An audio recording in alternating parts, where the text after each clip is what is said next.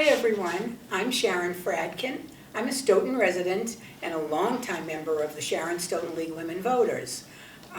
And I today am hosting a community forum show with the permission of the producer Roy Cohen. And I'm interviewing history and social studies teachers, and I'm going to find out what the difference is, from Stoughton High School regarding the newly mandated civics education curriculum. We're really lucky to have with us State Rep Ted Phillips. He represents all of Sharon, half of Stoughton, and Rep Galvin represents the other half of Stoughton. But they all are running for office, so you got to make sure and vote. So let me introduce the teachers to you. We have Jess Scott, Beth Manchester, Roland Millien, Yep. and Melanie, last name? Ingreao. Yeah, Ingreao. I should have known that. Okay, so first what I wanted Ted to do was give you some background on the bill. It's a bill Governor Baker signed in 2018, a long time ago. Indeed. So in 2018, Governor Baker signed an act to promote and enhance civic engagement into law. The legislation mandates that civics education be taught in all public schools alongside U.S. history and social studies. The legislation also mandates that each public school serving students in 8th grade and each public high school provide at least one student-led civics project for each student. This is in response to basically what we have unfortunately viewed as a declining rate of participation in our society of people and their government, quite frankly. One of the biggest examples that I can point to is the Stoughton municipal election this year, where on April 5th, only 843 people took the time to vote. Now there are 24,500 eligible voters in the town of Stoughton, so there was only a 3.4% turnout in the election. And that's really so sad. And that's really sad. In addition to people who care about their taxes, it costs the town a lot of money. It's thousands of dollars for every election, as little as it is. It absolutely does, Sharon. And so the other thing that we know is that the earlier that students become engaged or encounter their government, the more likely it is that they are going to be participating members of their in democracy and in society, quite frankly. And so as a result, the legislature felt like it was important to add a new mandate in that we include civics as part of the curriculum. So Do with you that, know, was civics always part of the curriculum years ago and that changed? Because it seemed with the MCAS tests that somehow civics got dropped, but I don't know if I'm right. well, it's important to talk about what civics is, which is, Well, that's my first question. So, good segue then. Yeah, So, seriously. as we defined it in the legislature for the purposes of the law, civics is a branch of social studies that has to do with the rights and duties of citizens. And so it is considered to be under the umbrella of social studies and history. And many teachers were already teaching civics as part of their curriculum, but we felt like it was important to call it out. I should say, when I say we, I'm speaking for the legislature. I was elected in 2020, so it was my predecessor, Representative Kapka, who voted for this bill. However, we, the legislature, felt like it was important to lay this out and to put it into law that everybody had to at least address civics and again, bring it into the curriculum or make sure that some attention was paid to it throughout the course of a high school social studies career. So let me ask you all as teachers, and tell me, are you social studies teachers? Are you history teachers? Does it matter? Well, we fall under the History and Social Studies Department. I think that's like our official title. So it's one, history and social studies it's is one the name department, of the and we offer courses that cover, kind of your typical history, world history, U.S. history, but also things like world religion or, psychology, sociology. That falls Yes. under Yeah. that. Wow. Yeah. So we offer an array of courses that also are not necessarily history, but fall under the umbrella of social And studies. which of the courses are required for kids to take versus an elective? Yeah, sure. So U.S., we should, ninth graders take world history, all ninth graders. 10th graders take U.S. 1, part 1, so about like colonial era through about, the turn of the century, Spanish-American War, right around there. And then in U.S. 2, in 11th grade, our students pick up with World War I and get through about Vietnam. And then we have a new half-year requirement for seniors, which is a US 3 course. So that'll be implemented next year, and that will take them through the 70s, 80s, 90s, and 2000s, or at least up through Obama. Like, I think that is The cutoff I for think now. so, but the curriculum is in the process of being finalized. Yeah. Yeah. And to me, there's a lot more to talk about after Obama. But Yeah. Well, we offer whatever. courses like that. We have a National Global Perspectives course, Oh, and wonderful. yeah, so there are courses where those topics are definitely still No, being I remember when my kids were at Stoughton High, they took American Studies. Was that a combo course of? Yeah. And is it still being taught? Yes. Is that right? Yes. Yeah, Yep. because that seemed to be really interesting to Yep. me. Okay, so what does civics entail? How is it different than history and social studies? You talked a little bit about, what part of the whole subject it is, but in terms of trying to put it back into the curriculum or whatever. So as I see it, what we taught before changing our process to fit the new law is that civics was embedded in history. We would talk about the laws and about how citizens exercise their powers in history. Now we are asking students to examine ways that they can be change makers in society. To actually take action and do things. That's really important. Okay, so I do have a group of questions I should let the audience know, so I'm reading off the paper. So, what Ted talked about was an 8th grade curriculum and then something in high school. You guys, the teachers in your department, picked 10th grade. How is that? Because I know other towns picked 11th grade. Well, we picked 10th grade because we already had a project in 10th grade based on family history. It had been tied to immigration, and it was actually their final exam project. But what we decided to do was to push that earlier into the year. And we love this project because, we see civics as kind of blending together empathy and change making. And this project, it really builds empathy in the students. They learn about the struggles their family have had in history, and then they're able to apply what they learned to issues America is facing today. And it was just a really beautiful process in the way we used to do it, but we did it as their final exam, so we would learn all these great things about each other and have all this wonderful energy, which was really rooted in wanting to make America better. And then we'd say, have a great summer. And now we do it earlier in the year, and we ask the students to examine what they learned about themselves and their peers, and then to tie those things to issues we as a nation or we as a community are facing today. Right. And it's been such a lovely process to watch kids learn about each other and then just to think about ways they could make their community or our nation better. Right. I mean, I chaired kids voting for 16 years in Stoughton. And that was a national, it was Kids Voting USA, actually, that we took part in. And that was an encouragement to get kids to get used to voting, to be part of the system, and hopefully to follow through. Those kids that we taught, I don't even remember how old they'd be now, but we haven't done it for maybe 4 to 6 years or something. And honestly, I don't think it'll ever happen again, unless somebody else steps up and says, I'm willing to do this. But the kids loved it and they missed it, and thousands of kids, particularly elementary kids, really wanted to be involved in that. So, but I would get questions during that period from parents of kids, that had come to this country, recently.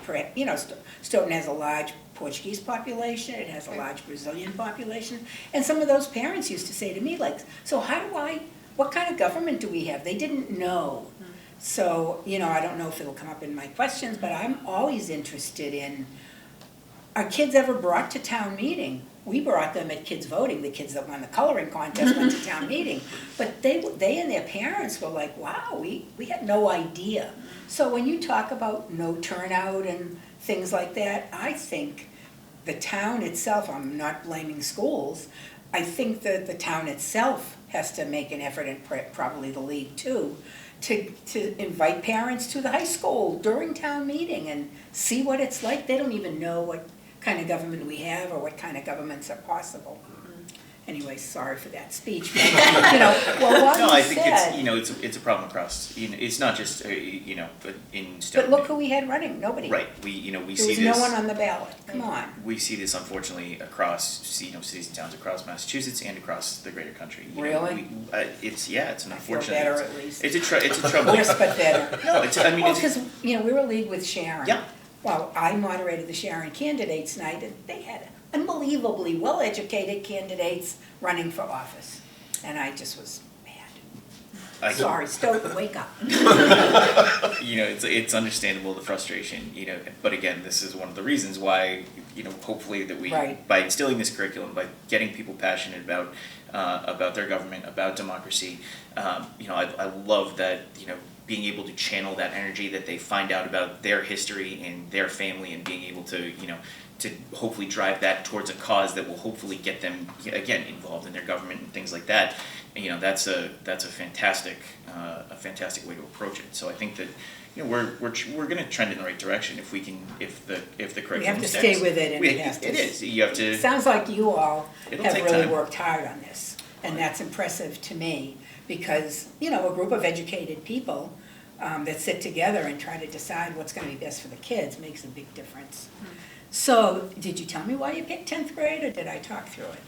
I think, so our curriculum realigned, over a decade ago, and a Gilded Age unit became part of what we taught, and in that unit we discussed the wave of immigration that's happening in the 80s and 90s, and this overarching question about, and really that fits into our entire second semester as, what does it mean to be American? So whether we're talking about, Black Americans after the Civil War and citizenship and with the 14th and 15th Amendment, or we're talking about Native Americans and, the closing of the frontier and the ending of the Indian Wars, and how, the reservation system, all of that, plus the waves of immigration that are coming in, plus women's suffrage. So this idea of what does it mean to be fully American is an overarching theme of our entire second semester. So it just seemed like it fit, this unit we designed was like, okay, let's take a break from learning about everybody else and learn about yourself, to make, to give them that real, it's relative, right? This is Right. relevant to your life, and Correct. And kids love it. Kids in general love talking about themselves. So it's just 10th But grade. it's It was important a to bring it natural home, fit. which is what you're saying. Yeah, and then in make 12th it personal. Yeah, and then in 12th grade, we have we register voters here, at school, and Right, we have right, other kinds of right. ways to kind of engage. But 10th grade felt like a good opportunity, and our kids are not too cool for school in 10th grade yet. They are still Yeah. very much, I love 10th graders. 10th graders are the best. Yeah. They are just, Yeah. they know who they are a little bit better. They're comfortable, but they're not itching to get out yet. They're still, Right. And juniors are really hard. they can be. Because you're pushing for what am I gonna do Focusing on next year, college. and Yes. college, yeah. Yeah. So I get that. Okay, so to what extent might this new curriculum impact the current history curriculum? Take something away, put something in, is anything lost, gained, whatever? Well, we really built it in, so it's always hard to teach as much history as we need to teach. But we really tied it into something we've already been doing. And C is very worthwhile. Yeah. Say And that again? so we tied it into with the immigration project. That's already stages 1 through 3 of the Civics project. So there's 7 stages of this project. And so 1 through 3, we take the, what does it mean to be American? And like Mel was saying, turning it to the students and saying, what does this mean to you and your family and all that stuff? And so 1 through 3 really is, February, we're working on what does it mean to be American? What does it mean to your family? All of that stuff. And then March, we have them actually show off those presentations at our Night of Excellence. So they're displayed, and parents and families and other staff and faculty can walk around and kind of see those projects. And then we focus on the contemporary issues. So that's how we bring it back to today. And they're doing the research, what did your families endure, what are the issues, what did we see, what can we do? And then June, the final product will be, what was your role as a change maker? What did you do to get out there and take those issues and, things you want to change, and how'd you do that? Or volunteer somewhere or something like that. Yeah. Reach out to people, get involved. So this is the what are there, 7 stages? Yes. Yeah. Of this curriculum? Yeah. And is that true for every school, or is that how you Yes. decide? That's true for every Yes. school? That's Yep. the guide, the guidebook that And was. who made the guide? I'm just curious. It's not on my list. That's a good question. Was it, I think a group Was of that educators. Desi? sure, Yeah, I I'm think sure it a- was DESE, which Yeah. is the Department of Elementary and Secondary Education. They Oh, I have, see. when they create curriculum or framework, there's usually a group of teachers from across the Commonwealth who come together in order to come up with that framework that is then, sent to the local school systems to make it their own. Right, interesting. And a good amount of extra work, would you say, for all of the teachers, or no? Yes. I mean, it doesn't, you Yeah. gotta do it, so it doesn't matter. Yeah, it's hard, but it's- from colonial, so, whatever, from 1753 where we're really starting until, 1900, that's a lot of history to cover. Yes. And then adding in the project, yeah, of course it does, but that would have been true if we did it in 9th grade, 11th Yeah. grade. Everyone struggles to get through, in a meaningful way what we're required to teach, but what we're also very passionate about, so. Right. So, Yeah. because of COVID, when the curriculum was instituted in end of 2018, nobody was in school, nothing really happened in any town, anywhere. And this year, I think towns are really moving forward. Yeah. And it sounds like you guys are 2/3, 3/4 of the way to where you want to be. And next year probably will be a little more solid, Yeah. assuming no other pandemic falls on us. Yeah. So, how do you plan to cultivate the enthusiasm for civic engagement? Because, you're the models when you're teaching. I think it's natural to cultivate the enthusiasm when it's about them, right? So it stems from So, the where you bring it home, where you mention, Yeah, right. what's your family like, what's going on? right. It's personal to them, right? They have the power to choose what they are working on. So while we're delivering, the steps to them, they're driving the project. They are buying into it. Maybe they have, a partner in the class that, hey, maybe our families both face this issue, want to work together, and so they're talking to each other, almost like what Beth said. We learn these things about these kids, and then, we used to say, okay, have a great summer. Right. See you next year, maybe. Yeah. But this way, right, like they're talking to each other, they're talking to us, they're talking to kids from other classes, right? Because all of our classes are doing it. So I think that, it's a way to connect with one another. I think also it gives the students a way to develop a better relationship with the teacher, because you start to find out things about the students that you might have in common.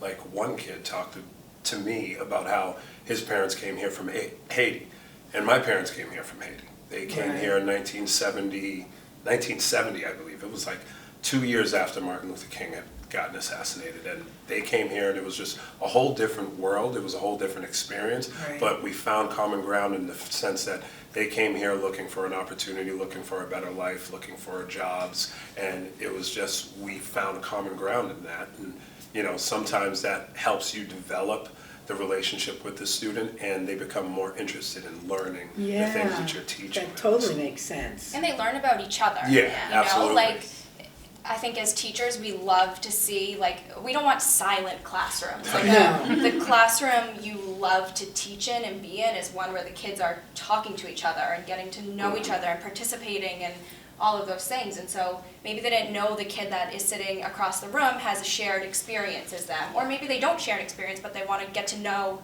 what was your experience. So that definitely generates So your conversation. sense is that is facilitated more in a curriculum like this? Yeah. Yes. Definitely, yeah. I can see that. And that's a really good thing, and I'm gonna guess it's a byproduct that nobody really saw necessarily would happen in that way, but it's extra. Because I mean, you never want a class, as Jesse said, you never want a class to be silent. Those are the ones that you dread, because Yeah. you're like, okay, looking at the clock, all right, how are we Right. gonna get through this? But then when they start engaging in conversation and you start to get to know each other, then you're like, the bell rings and it goes by so quickly and you're like, oh, I kind of wanted to keep going with that, but you know, Right. not enough time to do it. Yeah. I know, I mean, and the way the school curriculum is, you gotta do this, you gotta do that, Yeah. you gotta do this, and you don't have much time for the extras that, you know, just sort of happen. Yeah, okay, let me look at so it sounds like stage 6, from what you had said, might involve teaching about advocacy, especially outside the classroom. How could we or our legislators or town leaders help you do that? I mean, and don't forget, people like Ted and the town clerk and who knows who else are willing to come into a classroom Yeah. Oh, yeah. and talk to kids, and So, so would, you know, so are people from the league who really, I'm not pushing it, but yeah. the league is about civic Yeah. engagement. That is all That's we their are mission. about. So stage 6, it's about taking action, like, you know, emailing, creating a poster, doing a video campaign, even writing a letter. And these are real concerns and things that the students really want to talk about. So I think the best thing to do is to take these concerns and take what they're saying seriously. Yeah. Because if they're taking the time to research it and they're certainly passionate about it, Yeah. you don't want to take away their drive. You have to give them some sort of confirmation that they're being heard. And these children are the adults of tomorrow. And how we respond to their concerns could ultimately decide how they respond to children when they become the adults. So you want to set that positive example. That's really for them. true. I think that's a great point. Yeah. You know, you don't want to, as you said, you really. You don't want to close it off. In closing it off, you know, you really have there's the real risk of that they'll just disengage Yeah. for, you know, fine, it didn't matter for me now, so why would I keep trying? Yeah. And I think that's really important. That's a really great point. Right. You know, so much seems to have changed in the last few years. And, you know, because personally I'm in Florida part of the year, it's a very different state than Massachusetts. We're very fortunate, my husband and I, to live in what we consider to be a progressive county. So we're pretty comfortable in Palm Beach County, but, you know, up and down the rest of the state, every day it's like, what are they doing? What are they doing? And so I'm not gonna get political in terms of my opinions, but it's bringing a lot of things to question that now are able to be discussed with kids that are in high school. What do you think about this? What do you think about Sure. that? And that's tricky because a lot of what's going on is parent involvement. They get to say, I don't want you talking about this in classroom. Or, you know, you can't have that book in a classroom or something. Right. Yeah. Yeah, we're really proud of our project because we too feel we do not want to be in a position where we are accused of indoctrinating kids, or that is not what we do here, and we don't see civics as a path to indoctrination. That's not right. So we're really proud of in this project is that it is, like Jesse said, the students are driving what is important to them.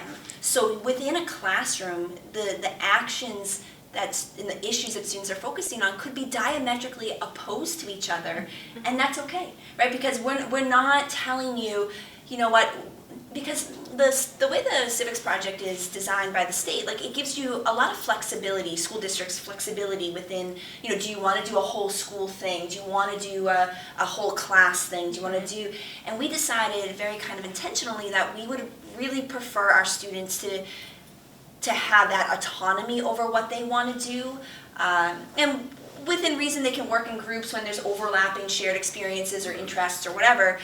Beth and I have kids working together across classrooms, which is fine, Right. But they decided what the issue that was important to them was, and then they decided how best to address that issue and whom to contact in order to do that. And so again, like within one classroom, you might have kids who have completely opposite approaches to what they even might see as the same problem, right? Like, when you would describe I remember my mother-in-law once explaining to my own children about the differences between political parties, that sometimes both parties agree on the problem, they just don't agree on the solution. Right.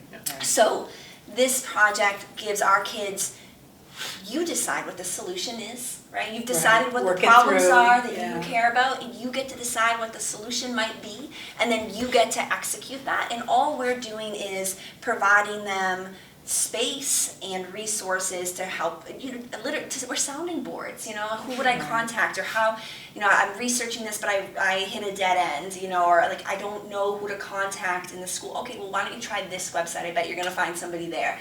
That's what we're doing.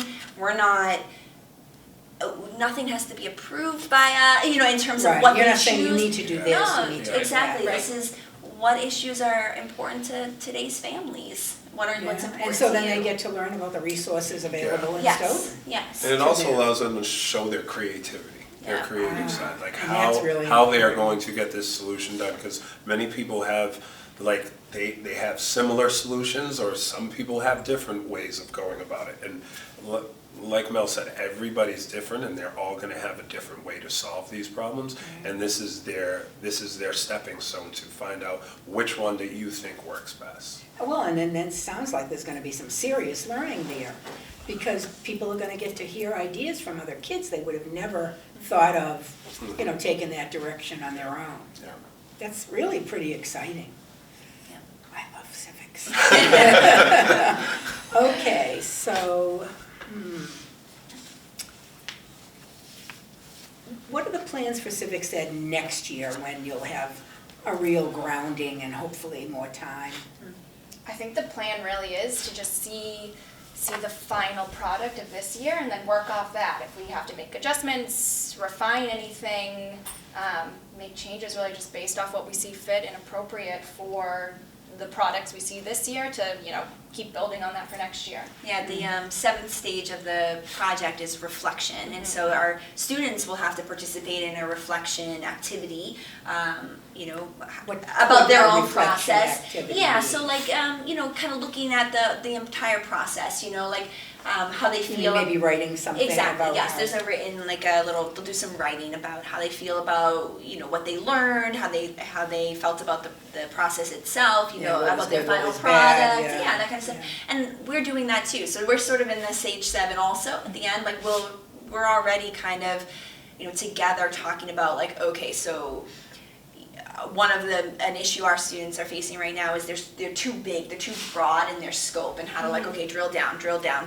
like, so that. So it's manageable. So and- it's manageable, so that they can feel like they accomplished something, right? Like, this idea of starting small isn't always the right way to start, but for them it might be, and so kind of like figuring out for ourselves next year how we can encourage that a little bit better, and certainly, I don't know, timing, who knows, like maybe Yeah. we need to build in some more time and cut somewhere, and it's just, Yeah. every time you say the word cut, it's like, okay. Where? Okay, Yeah. where? Yeah. Ted, do you know, in terms of the curriculum that the state is putting forward, are they apt to change it? Is it gonna be something that it might be like this for years in a row, or, does this have a time frame? This bill? My understanding is that, curriculum is always it's constantly being updated, right? Yeah. For every subject that is taught But in is our high civics schools. back in the curriculum good permanently? Yes, Or- so because we passed this law, civics will be a part of the curriculum Oh, moving that's forward. great. And so, like we had set a target implementation date for this school year, and as you said, COVID had sort of pushed everything off the Right. rails, and so we're getting back on that track. But it is, the expectation is that civics will be a part of the curriculum moving forward, and that, again, It different. might change based Well, on the and- people driving it. Right, I was gonna say the framework will always be updated, but then, local school districts will be able to make their own. This is a fantastic example of taking the broader, idea of how do we incorporate civics into the curriculum, and then saying, well, we already have a foundation here, a project that can be built upon, that can be extended, so that, this is, like I said, this is really quite outstanding. I'm actually very, very excited about this. Yeah, Now I'm wondering, so you said the Night of Excellence is when the students get to display. Did we already have that this year? Yeah, so Yeah. the, yeah. I thought I knew it. I missed it, Yeah. but There. we'll definitely be So coming to the that's next in one. March, yeah, so that's usually, I think like mid-March or so Yeah. it was, Yeah. and so that's when they show off, like the stages 1 through 3, which is their individual family history research Sure. project, and they actually, so they have choices for that too, so Okay. there's, differentiation that they can create a family tree, or they can bring in an original piece of art, or mementos, or they cook and share a family recipe, like they have to, videotape themselves making the recipe and document it, and why is it significant to your family, so that's a really your cool thing. culture. Yeah. And so because of COVID, we haven't been able to have this celebration the way we have in the past, but it's this amazing, you have food from all over Stoughton as a community is just so rich. Well, I was just And gonna so- say that we're really lucky in Yeah. that way. So when you see, we display all the family trees, and they have their mementos or scrapbooks, or their paintings, their original, paintings that they've created or whatever, and then you have, the soup jamu and the Vietnamese Yeah. spring rolls and the Jamaican rice and it's like, Jerk chicken. oh my goodness. And the kids and everybody, go around and they taste food that they also would not, so many of our kids had never been exposed to course. before Yeah. either. So it's I mean, it's for Stoughton is a very rich community in Yes. that way. Yeah. And, for me, we moved here because it was a town we heard of. yeah. Believe it or not, it was like, go here, I never heard of that place, I'm not even going Yeah. there. So we moved here, we really knew nothing about the town, we didn't research it. Yeah. Now, I guess families may do some research, but Yeah. we didn't. And I actually think over the years that we were here, I've got 2 children that went through Stoughton schools, but over the years, I think the town has gotten richer. Yes. I think it's gotten fuller, more No interesting, and Roland and I are both Stoughton High grads, Yeah. so Uh-huh, even so just between yeah. us and Yeah. our, and Jamie too back there, but yeah, it's, absolutely. Right now, Stoughton High School is under 50% white. So, we're 49.6%, Right. something like that, white. And so when you walk into any Stoughton High School classroom, it's a mix. It's And- definitely changed from when we And it went has. here. Say that again? It's definitely changed from when we went here. From you, Like yeah. even So how just many years ago was that? 2? when you, 2004. I graduated in 2004. and I was so 2000. Yeah. Yeah, right. yeah. I mean, to me, that's sort of exciting. Yeah. it is. Maybe not more than sort of. Yeah. Because, there's so many schools that have issues with problems in this group and that group and things like that. I mean, I guess it happens here too, but I don't hear it as much Yeah. as I do in other places. I think that's wonderful. It is exciting, I'm sorry. It Yeah, is I know. exciting, and that night where we put all of the displays and all of the food on is the energy and it is such a wonderful. Really? There's a buzz. You take a lot of Yeah. pictures, I hope. Yeah. Yeah, we did. Promote. We did some recording. There's And one you in send anything particular. to Smack? No, I haven't.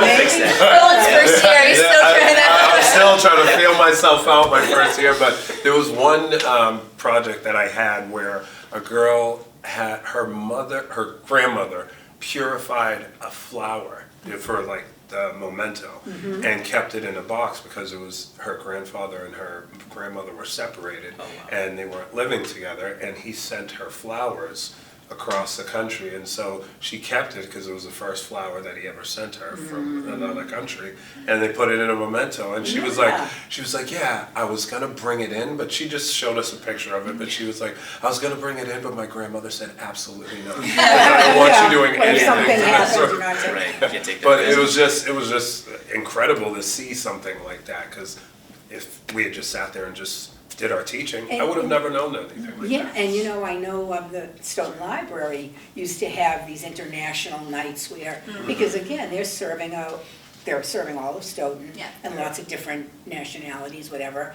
And they do have a big ESOL program, so they would have people come in and cook something from their Yeah. area. So that's really great. To wind it up, if any of you have anything you think you didn't share but should have, this is the moment to do it. No? I think we pretty much covered it. I know. Yeah. Okay, so I just want to say on behalf of the league, that the state league, the League of Women Voters of Massachusetts, has has an education fund. It's their nonprofit arm of the league. The league isn't a nonprofit because it does have issues that it fights for. But they may have money available next year for the showcases, for grants. They may have, they do have a lot of resources. I can share with you what lots of other towns have done, because we got a 5-page memo on Maynard and this Carlisle and this town, that town, whatever. So please consider the league as a resource for civics. We're not trying to take anything over. We're not trying to come in and teach it. We don't, do that. But we can help you with what's going on in the state and what other towns have done that might be interesting and things like that. So please, keep us involved in this project. And basically, I'm going to wind it up. I think. Before you do, Yeah, I just please. want to add my thanks to you Please. guys. This is, learning about how you are incorporating the curriculum is, it's really, really great. And so it's really wonderful to know that the laws that we pass are being implemented in such a wonderful way, and that in a meaningful way that is going to, provide kids with, the spark and the ability to channel some of that energy towards being, really, full participants in our democracy. So thank you very much for what you do. And I'm extremely impressed as a person who's been involved in the community for a really long time in a lot of different ways at the amount of genuine interest and caring you had for the students and for the subject matter. I'm really, want to be obnoxious, but I'm over the top impressed. Because I wasn't expecting anything particular, but it's like, wow, you love what you're doing. It's obvious you love it. And I just think the kids in Stoughton are so lucky to have that. Thank you. Thank you. So, that was so informative and exciting. That's what it says on the paper. But the league does look forward to helping you in the past. I'm sure Ted does. Absolutely. I'm presuming you will win again. Well. Did anybody else run against you? Yeah, we haven't voted this ball, but That's what we want for Civic Engagement. absolutely, right? Okay. And a special thanks to Jamie Reagan, who helped organize all of this and coordinate it. Thank you. And thanks to Melanie, Jessica, Beth, and wait a minute. I got my names in the wrong area, and Roland. And I do want to mention a student, I think he's a senior, Murtaza Khalil. Oh, he's a junior. We love He's a Murtaza. junior. Yeah. So he's a member of the League of Women Voters. And the league offers free membership to any student over age 16 through age 26. So we had a number of students join from Sharon, and they weren't terribly busy, so they could do a lot more in their sophomore year, as you say. By juniors, they're just really working on 20 things. But he did provide us some questions and some background that he had about it, so I thank you very much. And let's see. Oh, I want to thank Rob and Luke from SMAC, because really without them, this wouldn't be coming out to your homes directly to you. What else? Our league website is lwvss.org, and we do post lots of things that the league is doing there. You can join that way. There's a community membership that just costs $30. It doesn't give you the state and local league info, but it's just a local, but it's cheap. It's an inexpensive way, I shouldn't say cheap. It's very value oriented, but otherwise I think dues are like $60 or something. And I want to thank Roy Cohen, who is the producer of Community Forum, who let us do this under his banner, and I appreciate that. Our league membership director, you can take care of that right on the league website if you're interested. I thank you all for listening. I thank you all for giving your time, and thank you, Jamie, for organizing it. It's not easy, really. You all have busy schedules. This is early Thursday. So I remember that, and that hasn't changed. Thank you so much. Thank you all for watching. Know your kids are being taught by really great teachers, and get involved with what they're doing in civics, because you can make a difference to them. I guarantee it. I've seen it happen.